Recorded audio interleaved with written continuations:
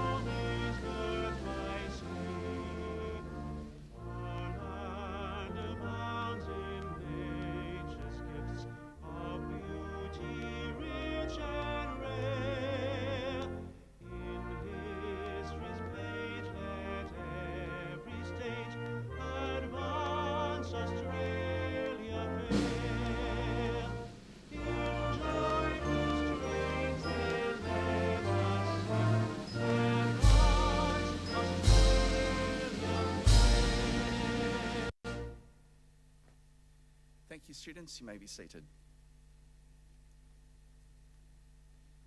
The Australian War Memorial was the vision of Charles Bean, Australia's First World War official historian.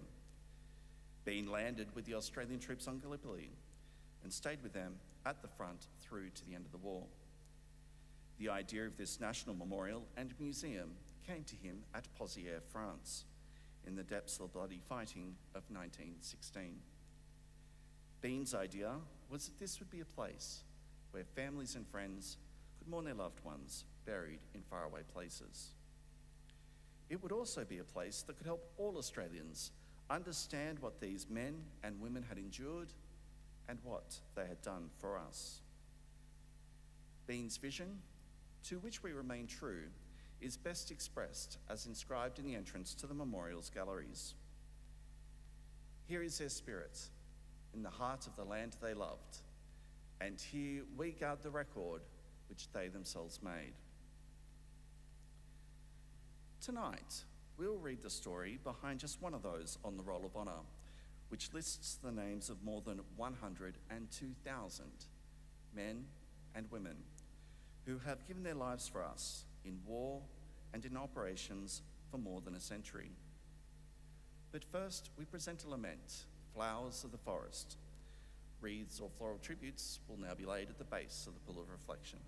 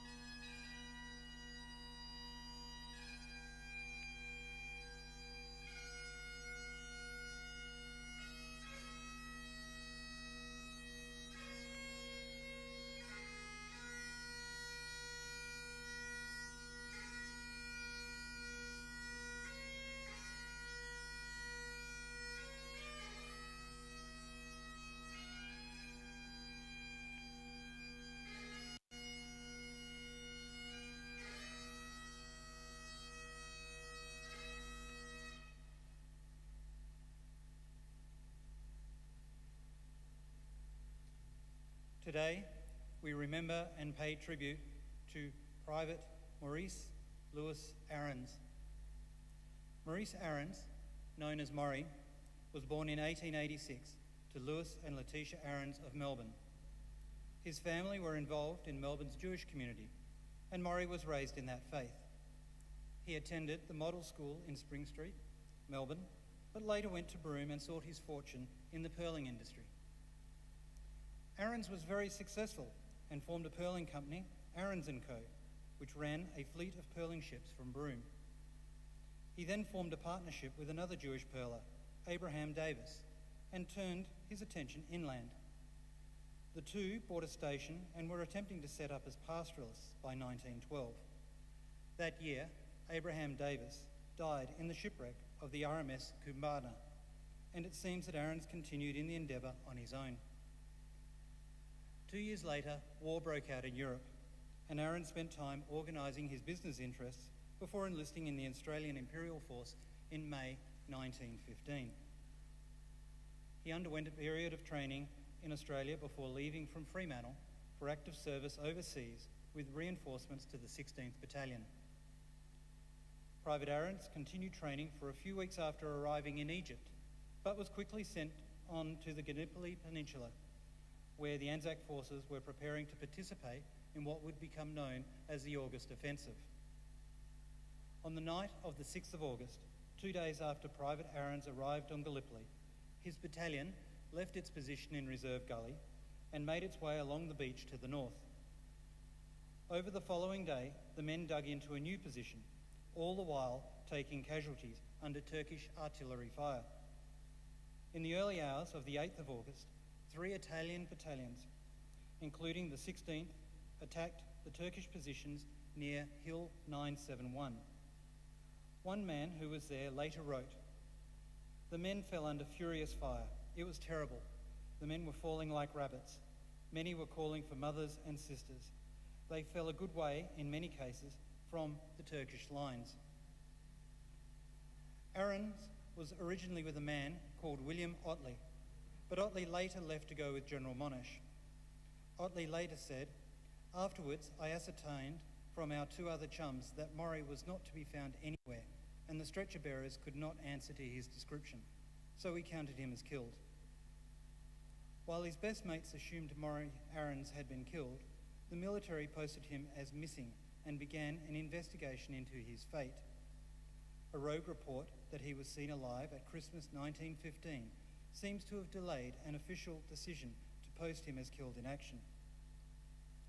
Meanwhile, it was reported that Aarons' death is so persistently reported by men at the front that anxiety is felt by his Broome friends who, on inquiry from his sisters, ascertained that there is no official report of his death, but his sisters had not heard from him since 28th July.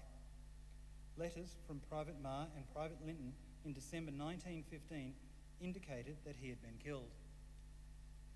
Finally, in mid-1916, nearly a year after he went missing, Private Maury Aarons was officially determined to have been killed in action on the 8th of August 1915. Aarons' many friends and family placed in memoriam notices in the newspapers to him for many years. Friends in Broome wrote in 1918, "He fought his fight, he stood the test. We all remember him as one of the best." Maury Aarons' body was never identified, and today he is commemorated on the Lone Pine Memorial on the heights above Anzac Cove. He was 34 years old.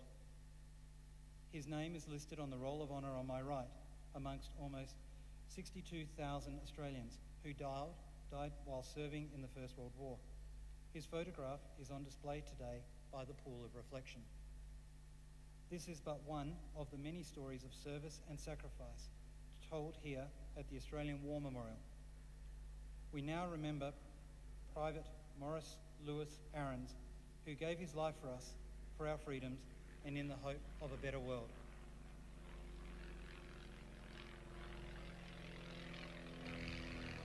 Please stand for the reading of the Ode and the sounding of the last post.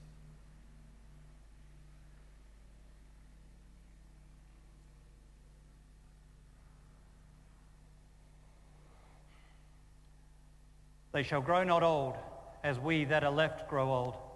Age shall not weary them, nor the years condemn. At the going down of the sun, and in the morning, we will remember them.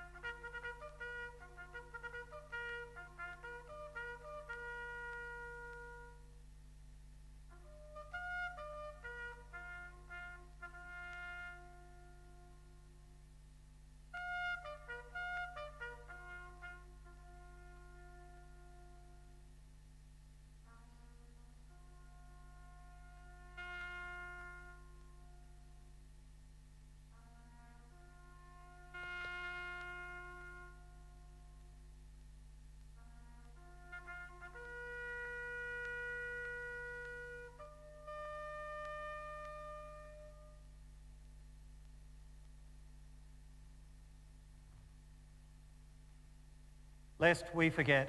Lest we forget.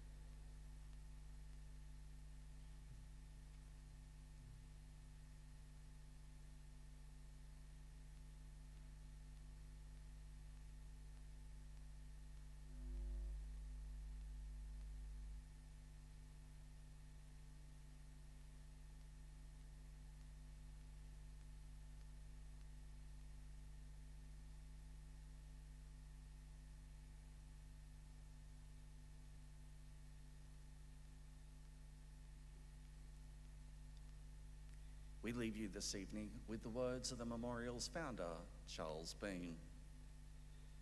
Many a man lying out there at Poziere or in the low scrub at Gallipoli, with his poor, tired senses barely working through the fever of his brain, has thought in his last moments, well, it's over. But in Australia, they will be proud of this. Ladies and gentlemen and students, that concludes the last post ceremony. We'd like to thank you for visiting the Australian War Memorial and wish you all a very good evening. Thank you.